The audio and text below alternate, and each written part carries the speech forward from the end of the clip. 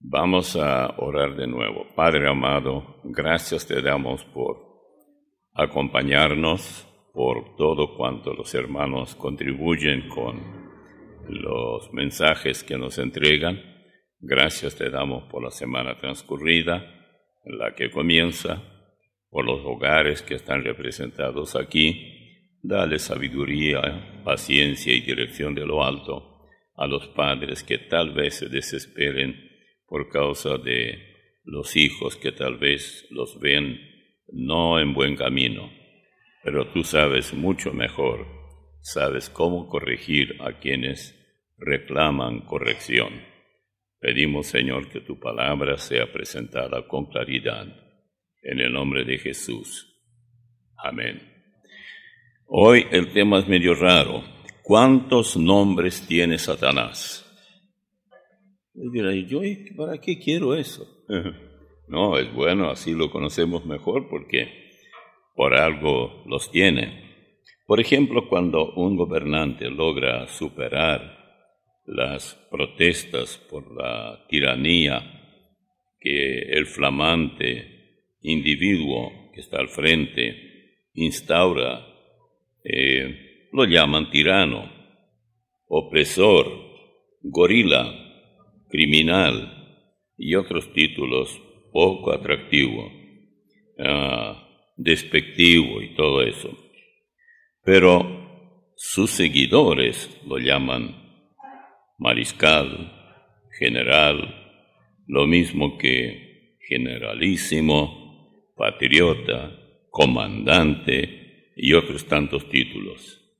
¿Se dieron cuenta que estos son los títulos? Depende de qué labios vienen. La Biblia no oculta al más destacado de estos opresores, pero la cosa empeora mucho más cuando el personaje de quien hablamos llegue a encarnarse y asuma el poder mundial. Realmente el anticristo y Satanás son sinónimos. Lo que ocurre es que Satanás no se presenta en cuerpo, a menos que lo veamos en cuerpos de ciertos individuos a los que no podemos aguantar. Pero generalmente él es un personaje que sabe cómo escurrirse de la vista. Sus seguidores lo llaman tienen todo tipo de nombres. Por ejemplo, en Génesis 3, 1 al 6, le recomiendo tener su bolígrafo a mano y algo para poder anotar. Algunos podrán anotar algún tipo de, si quieren, algo de tema también, y otros solamente la cita bíblica. Esto va a ser suficiente.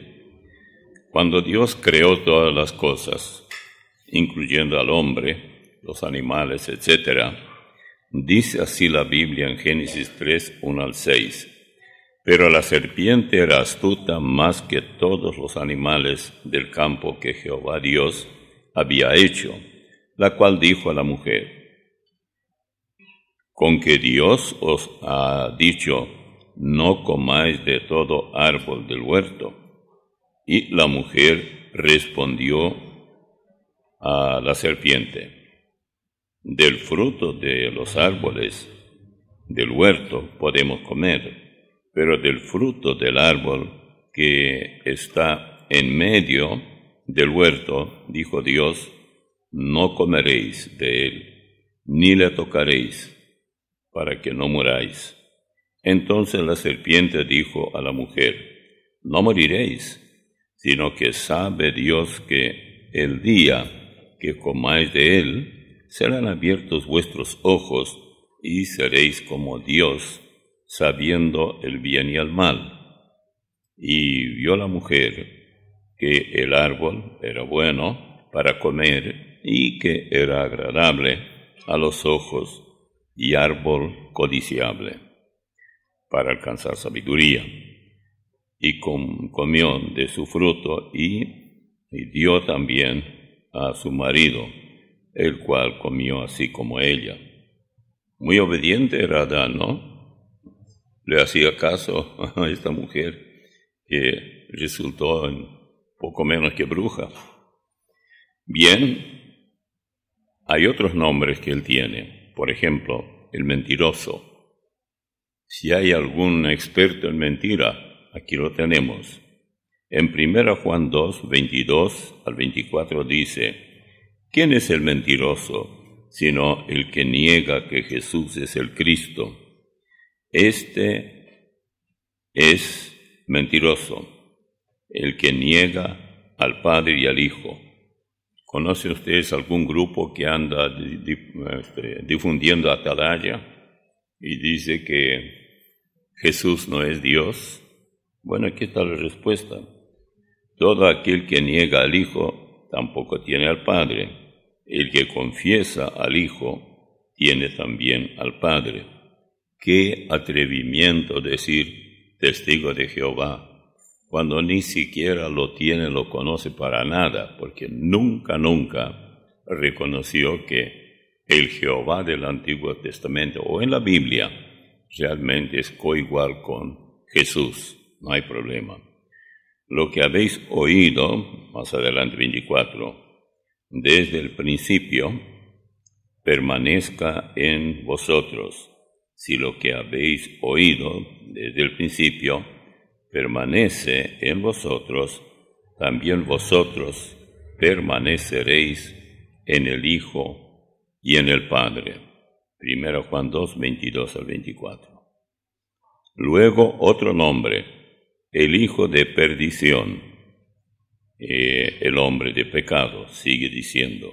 Y esto en Tesalonicenses, 2 Tesalonicenses 2, 3 y 4. Oiga esto. Nadie os engaña en ninguna manera, porque no vendrá sin que antes venga la apostasía y se manifieste el hombre de pecado, el hijo de perdición, el cual se opone y se levanta contra todo lo que se llama Dios o es objeto de culto, tanto que se sienta en el templo de Dios como Dios, haciéndose pasar por Dios. 2 Tesalonicenses 2, 3 y 4. Luego, el inicuo es otro nombre de este fantástico personaje. 2 Tesalonicenses 2, 8 y 9. Y entonces se manifestará aquel inicuo, a quien el Señor matará con el espíritu de su boca y destruirá con el resplandor de su venida. Inicuo cuyo advenimiento es por obra de Satanás, con gran poder y señales y prodigios mentirosos. Hasta aquí la cita bíblica, 2 Tesalonicenses 2, 8 y 9. Luego, la bestia, en Apocalipsis 13, 1 al 4 y 11, 7 y 8. Me paré sobre la arena del mar y vi subir del mar una bestia que tenía 7 cabezas y 10 cuernos, y en sus cuernos 10 diademas, y sobre sus cabezas un nombre blasfemo. Y la bestia que vi era semejante a un leopardo, y sus pies como de oso, y su boca como boca de león, y el dragón le dio su poder, y su trono, y grande autoridad. Vi una de sus cabezas como herida de muerte, pero su herida mortal fue sanada, y se maravilló toda la tierra en pos de la bestia, y adoraron al dragón que le había dado autoridad a la bestia, y adoraron a la bestia diciendo: ¿quién como la bestia? ¿Quién podrá luchar contra ella? Apocalipsis 13, 1 al 4.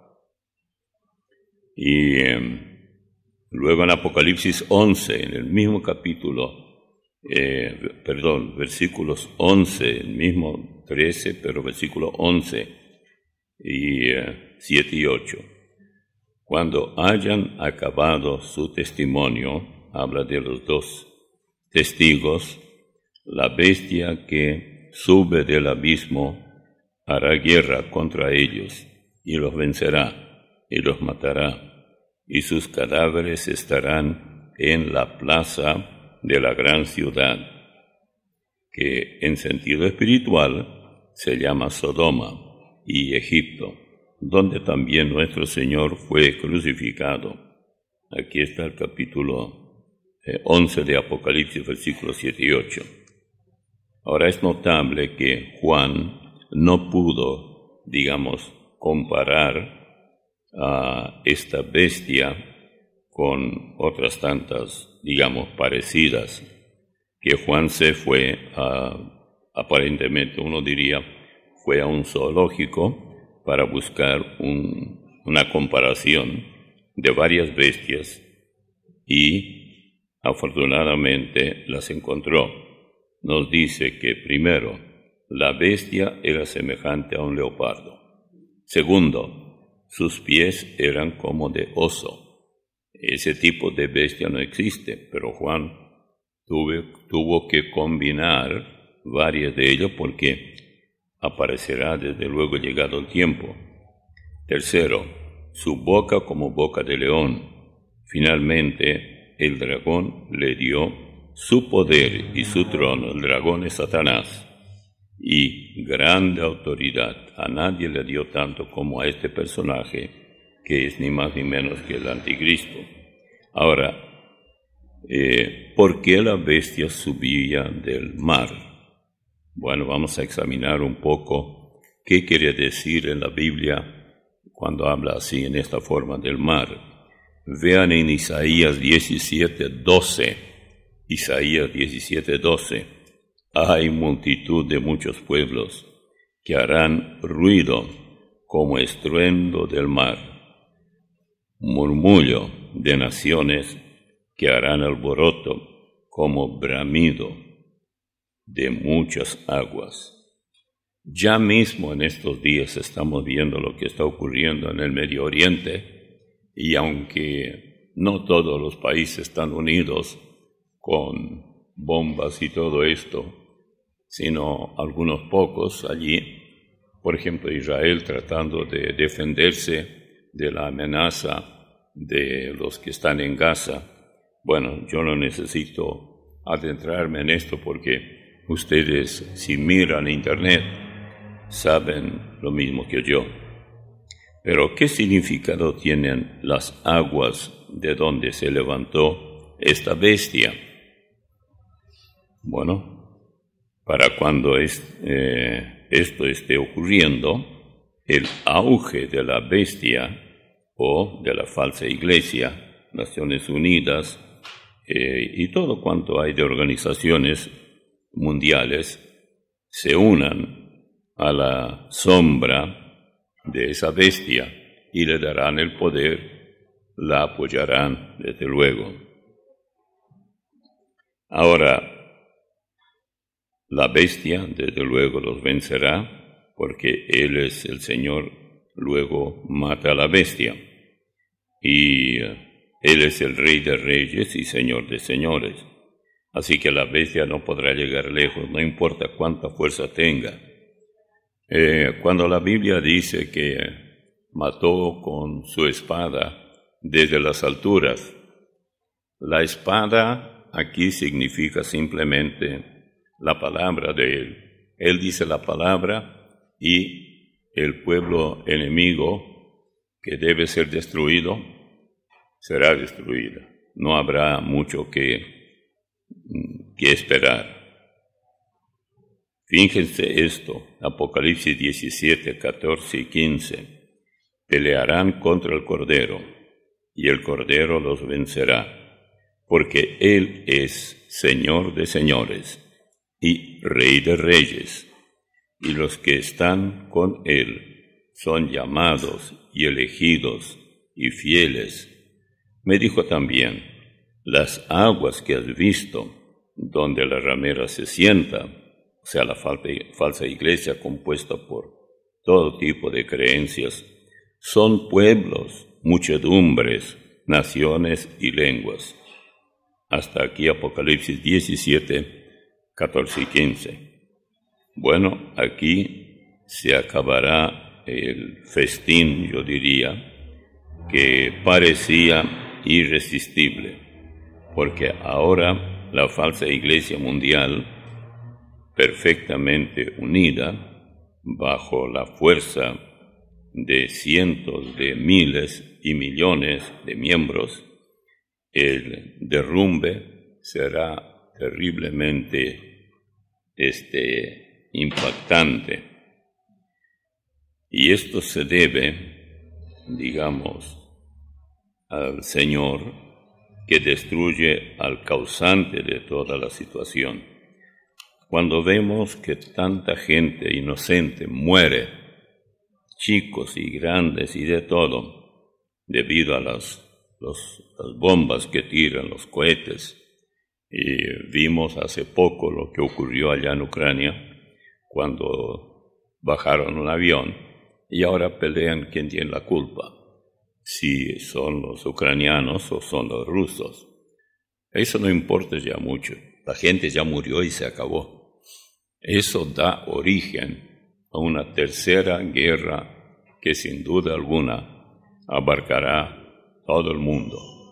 Pero nosotros no tenemos que preocuparnos o afligirnos de ninguna manera. Tenemos que saber que el Señor maneja eso y ya no hay más ningún tipo de temor, porque esto debe ocurrir. Se nos dice en su palabra y se va a cumplir. Esto no será alterado. Otro nombre, agreguemos a uno más: sanguinario y engañador. Salmo 5, versículos 5 y 6. Los nombres tienen que coincidir con su oficio. Uno se pregunta, ¿por qué tantos nombres? Hay como 23 nombres. Bueno, o 22 por lo menos. Entonces, es en base a sus múltiples acciones. Es increíble lo que va a ocurrir con este individuo, sanguinario y engañador. Salmo 5, versículos 5 y 6. Los insensatos no estarán delante de tus ojos. Aborreces a todos los que hacen iniquidad. Destruirás a los que hablan mentira. El hombre sanguinario y engañador, noten bien, él, singular, abominará Jehová, o mejor dicho, al hombre, abominará Jehová. Salmo 5, 5 y 6. Luego, el malo, otro nombre, el malo. Salmo 10, 2 al 4. Con arrogancia el malo persigue al pobre. Será atrapado en los artificios que ha ideado. Porque el malo se jacta del deseo de su alma, bendice al codicioso y desprecia a Jehová. El malo, por la altivez de su rostro, no busca a Dios. No hay Dios en ninguno de sus pensamientos. Y bueno, ¿qué puede pensar en Dios Satanás, verdad? Salmo 10, versículos 2 al 4. Aquí el salmista realmente nos hace ver cómo Satanás vuelca su arrogancia persiguiendo al pobre y mayormente a los cristianos jóvenes. En 1 Pedro dice, en 5:8 dice, sed sobrios y velad, porque vuestro adversario, el diablo, como león rugiente, anda alrededor buscando a quien devorar. Esto de manera especial, muy, muy especial, para jóvenes, tanto señoritas como muchachos. y luego el hombre de la tierra. Nada tiene que ver con el cielo, ni ahora ni el futuro. En el Salmo 10, 17 y 18 dice, el deseo de los humildes oíste, oh Jehová. Tú dispones su corazón y haces atento tu oído para juzgar, al huérfano y al oprimido, a fin de que no vuelva más a hacer violencia el hombre de la tierra. Salmo 10, 17 y 18. Bueno, por lo visto, Satanás no visita otros planetas, pero nuestro planeta sí. Por eso tenemos lo que tenemos. Él no va a Marte, a Júpiter, a ningún otro planeta, pero a la Tierra le encanta mucho. Allí estaban Adán y Eva, y él sabía por dónde iban las cosas. Le pareció que ya todo estaba bastante encaminado cuando logró que Adán y Eva cometieran la falta que cometieron, al desobedecer a Dios. Entonces estaba ya aparentemente feliz, satisfecho con haber logrado con la, población terrestre. Y ya está.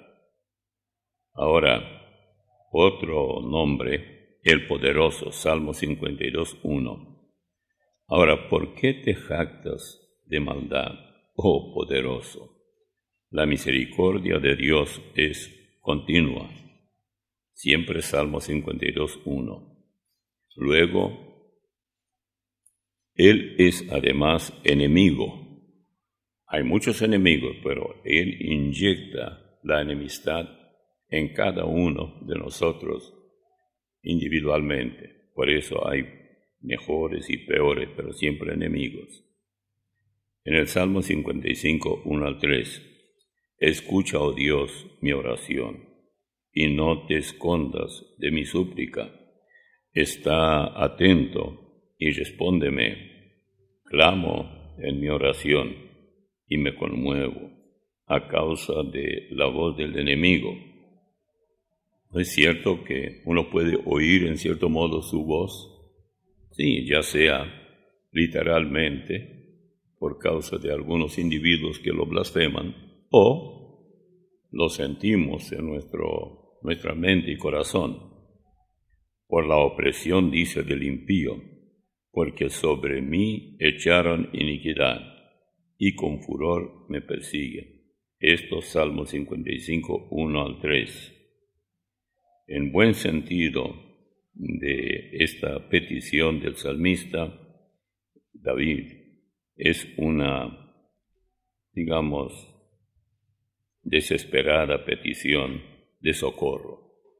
No sé cuántos de nosotros a veces nos vemos en verdadero aprieto y ni siquiera podemos dormir tranquilos.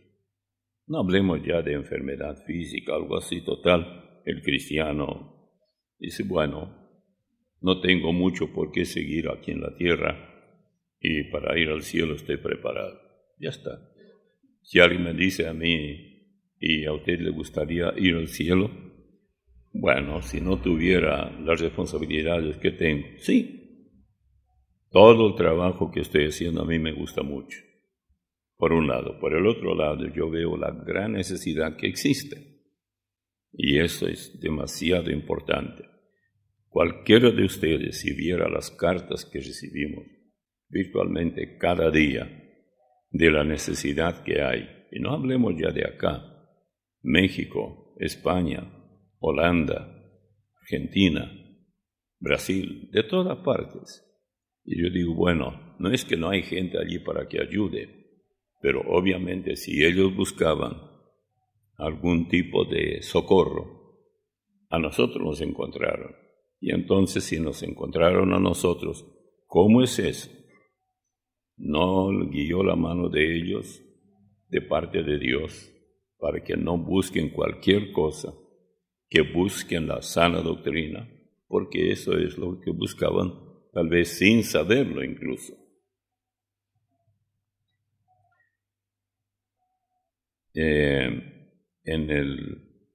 Los versículos, bueno, vamos a partir a otro.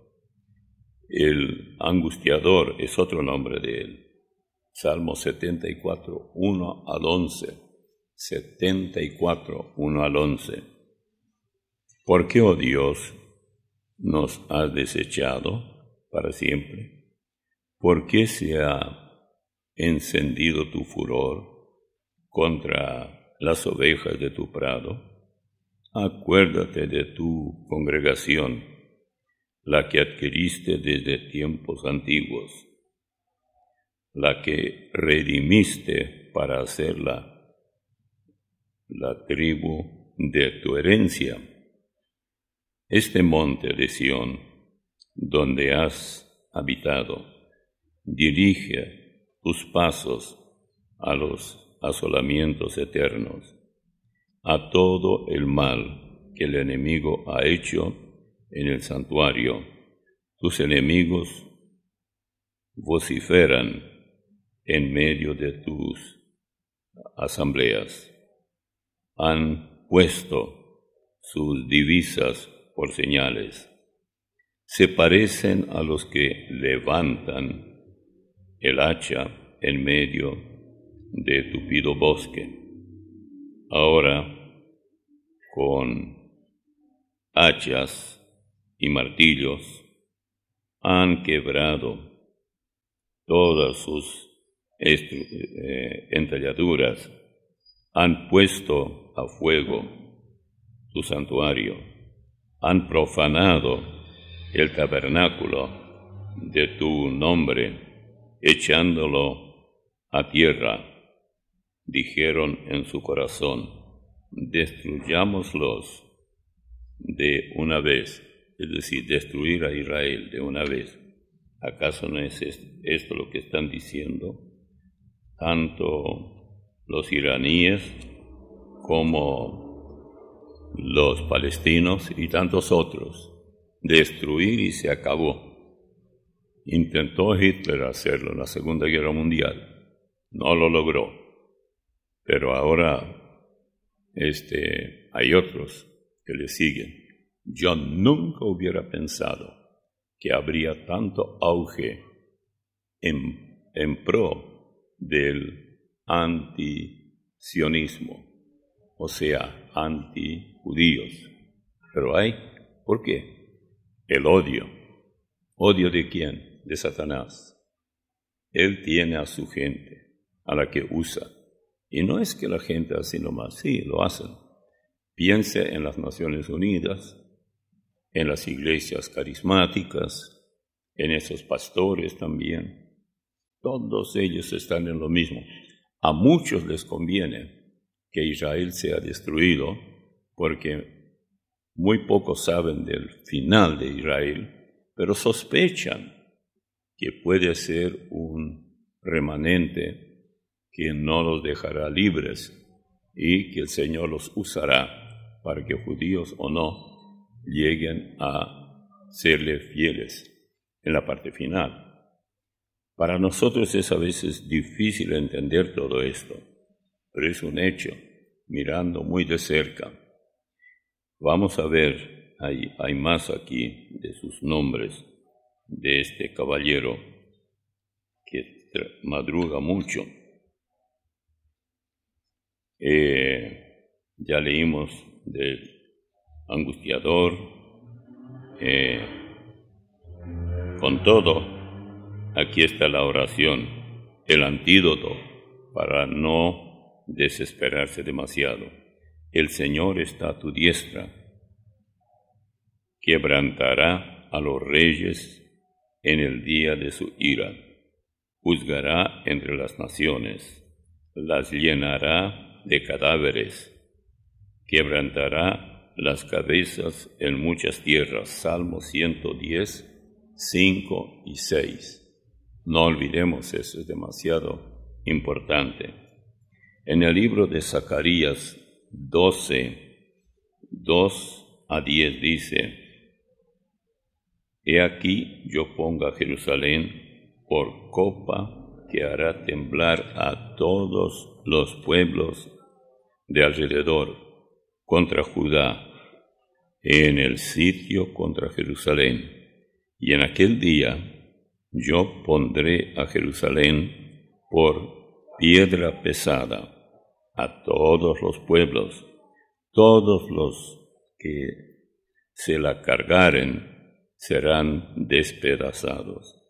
Bien que todas las naciones de la tierra se juntarán. O sea, aquí, cuando dice todas las naciones, está diciendo qué significan esas piedras y por qué los hombres serán destruidos. La iglesia ya no estará acá para eso. En aquel día, dice Jehová, versículo 4, heriré con pánico a todo caballo y con locura al jinete, mas sobre la casa de Judá abriré mis ojos. El caballo acá no significa el caballo que anda por ahí comiendo pasto y relinchando, no. El caballo en esa época, cuando escribió Zacarías, era el medio más rápido en la guerra para moverse de un lugar a otro.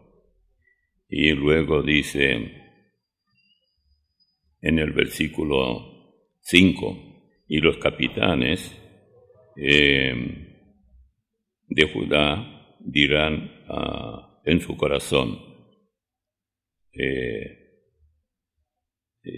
Jehová de los ejércitos, vamos a leer desde el 4, versículo 4. En aquel día, dice Jehová, heriré con pánico a todos los caballos y con locura al jinete, mas sobre la casa de Judá,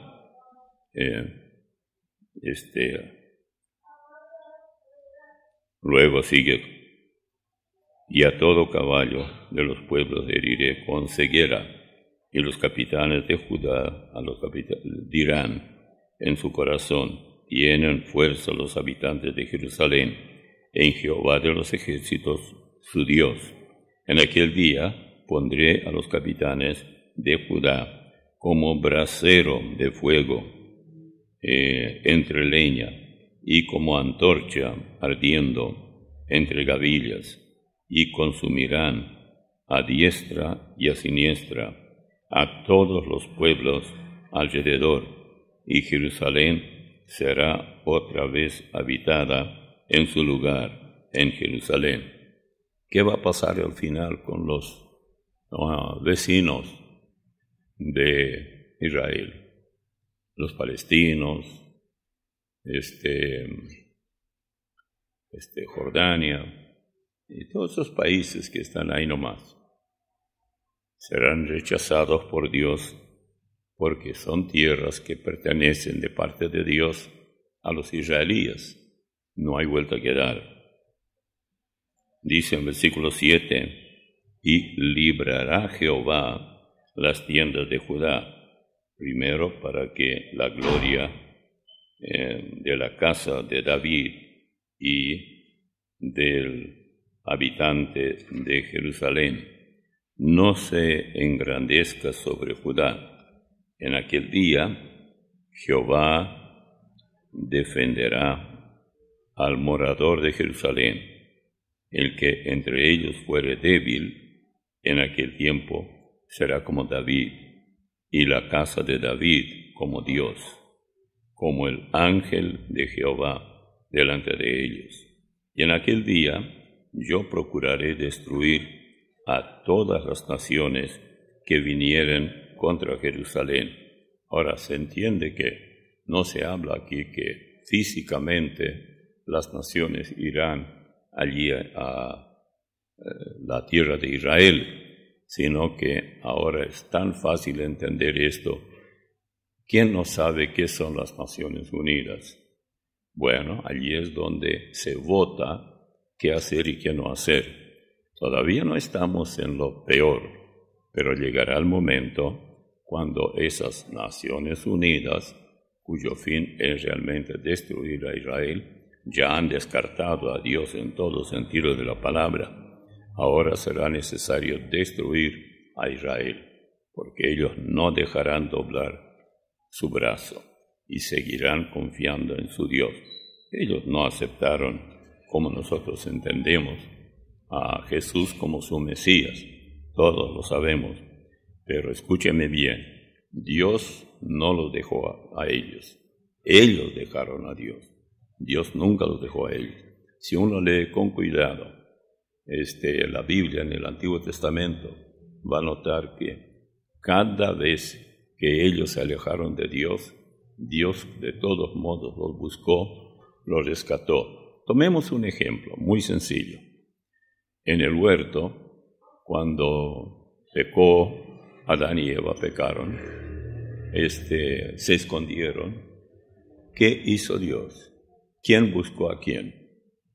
Dios los buscó a ellos. Y Adán dijo, oí tu voz y me escondí. Dice, ¿comiste del árbol que yo te dije que no comieras? Muy sencillo fue, muy claro. Porque más adelante, en el capítulo 3 de Génesis, versículo 21, porque Adán había dicho, me vi desnudo y por eso me escondí. Ahora, la desnudez de él no era necesariamente de ropa, porque gajos u hojas de higuera no tapan nada, apenas la nariz podrían tapar, pero ¿quién se tapa la nariz? ¿Qué problema tiene la nariz para que la gente lo vea? No, ahí había otra cosa peor.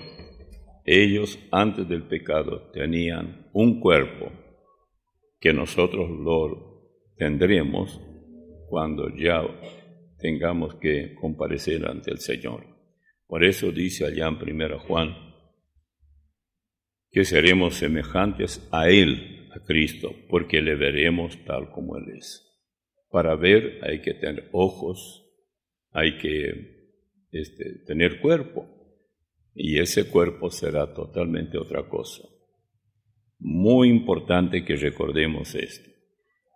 Pero con todo esto, cuando pasamos ya, como digo, al versículo 21 de Génesis 3, aparece ya que el Señor los vistió. ¿Con qué? Con algún tipo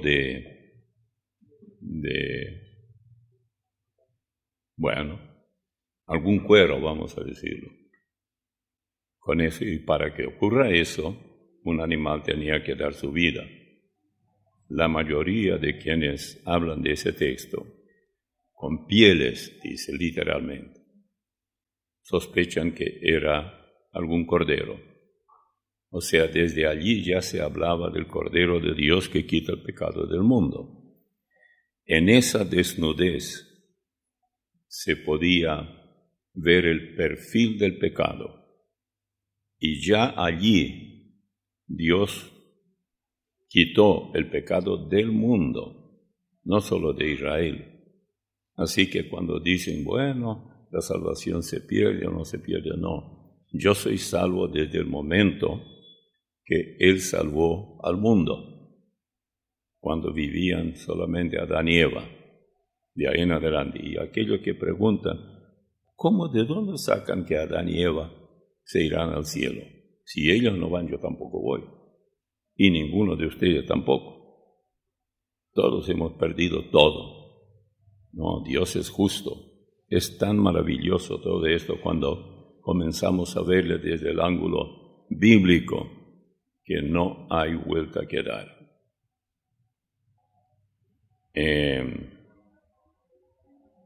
Escuche esto, en Romanos 11, 25 al 33. Porque no quiero, hermanos, que ignoréis este misterio, para que no seáis arrogantes en cuanto a vosotros mismos, que ha acontecido a Israel endurecimiento en parte, hasta que haya entrado la plenitud de los gentiles. O sea, Dios espera que más gentiles formen parte de la familia de Dios. Y luego dice, y luego todo Israel será salvo. como está escrito, vendrá de Sión el libertador, que apartará de Jacob la impiedad. Y este será mi pacto con ellos, cuando yo, dice Dios, quite sus pecados. Así que en cuanto al Evangelio, son enemigos por causa de vosotros, pero en cuanto a la elección, son amados por causa de los padres, los antepasados desde Abraham en adelante, porque irrevocables son los dones y el llamamiento de Dios, pues como vosotros también en otro tiempo erais desobedientes a Dios, pero ahora habéis alcanzado misericordia por la desobediencia de ellos, así también estos ahora han sido desobedientes para que por la misericordia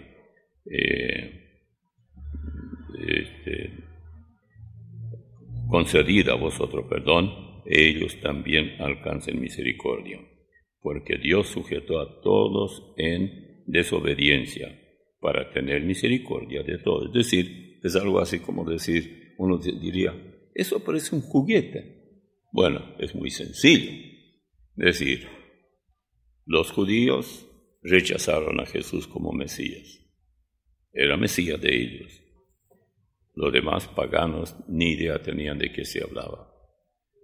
Luego los gentiles, sí, cuando se le predicó primero en la parte de Asia Menor, donde está Turquía hoy, se le predicó y ellos con gusto recibieron el Evangelio. Pero los judíos no querían continuar recibiendo. Entonces tiene que entrar la plenitud de los gentiles. Una vez que entra la plenitud ya puede cerrarse la puerta, pero el Señor está esperando. Si leen con cuidado el capítulo 7 de Génesis acerca del diluvio, verán que hay una parte allí donde dice directamente que entraron todos los animales que tenían que entrar, Adán y Eva, todo. Y luego dice también el día que entraron y todo, y luego esperó 7 días hasta que se cerró. El Señor Dios cerró la puerta. La gracia divina para ser salvos como ahora podemos ser salvos tiene su fin. Nosotros no le ponemos fin. Es Dios quien lo hace. Una buena pregunta aquí es, ¿estaremos viviendo el último tramo de la gracia divina para la salvación? Eso no quiere decir que no habrá más salvos después. Sí habrá, pero también tenemos que tener en cuenta que vienen momentos muy difíciles de la gran tribulación y demás. No voy a entrar en esos detalles porque tomaría demasiado tiempo. Pero todo esto nos hace ver lo que todo esto significa. Yo ya hablé de 1 Pedro 5, 8 al 10. El león es un león hambriento. Sed sobrios y velad, porque vuestro adversario, el diablo, como león rugiente, anda alrededor buscando a quien devorar. Al que resistid firmes en la fe, sabiendo que los mismos padecimientos se van cumpliendo en vuestros hermanos en todo el mundo. Mas el Dios de toda gracia, que nos llamó a su gloria eterna en Jesucristo, después que hayáis padecido un poco de tiempo, Él mismo os perfeccione, afirme, fortalezca y establezca. Todo esto de 1 Pedro 5, 8 al 10. Ahora, ¿cómo podemos resistir al enemigo, al diablo? Para recargar la batería, ¿qué hacemos? Si la batería pierde su carga, a mí ya me tocó eso más de una vez. A veces dejo la luz prendida y depende cuántas luces están prendidas, tanto tiempo seguirá alumbrando para nada.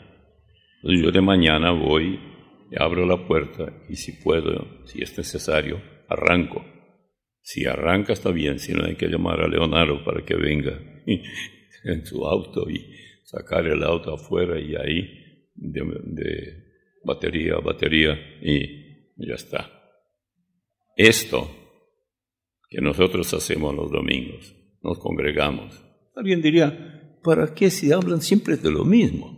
Y sí, la Biblia es la misma. El problema es que si habláramos de algo diferente, y si quieren eso, ahí está Abreu con sus baterías, no hay problema.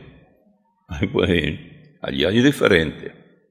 Satanás siempre tiene algo nuevo, porque para recibir mucho dinerito, y si es dólares tanto mejor, no guaraníes y menos pesos argentinos, entonces para eso hay que cambiar, hay que variar. Pero nosotros no podemos hacer eso. Dios es inmutable. Su palabra, la Biblia, es inmutable. El Salvador nuestro es inmutable. Si cambiamos, lo único que podemos hacer es regresar al diablo, al viejo amo. Eso sería lo único. Él tiene otros compromisos. Y si usted quiere ir ahí, nadie le va a hacer nada. Pero Satanás siempre ofrece mucho, da poco y se lo quita todo. Aprenda ese dicho, le va a ayudar muchísimo. Ofrece mucho, da poco y se lo quita todo. Esto para jóvenes y mayores, porque el diablo es el mismo para unos y otros. Él puede usar diferentes recursos, es cierto. Por ejemplo, a una persona mayor puede inducirla a que haga gastos que luego se ven aprietos muy serios. Y a un joven no hace falta decir mucho cuáles son sus intentos con los jóvenes. Y arruinan su vida para siempre. Pensaban ser buenos predicadores, buenos hijos de Dios, buenos siervos del Señor y todo eso. La idea o las ideas eran muy buenas. Pero todo esto cuesta. Y si cuesta, hay que recargar la batería. Yo diría, nunca faltar los domingos aquí. Eso ayuda muchísimo al escuchar la palabra y ni que hablar también por la radio. Todavía tenemos por lo menos Radio América que funciona. Hay que seguir trabajando en ese sentido. Y hay que seguir orando.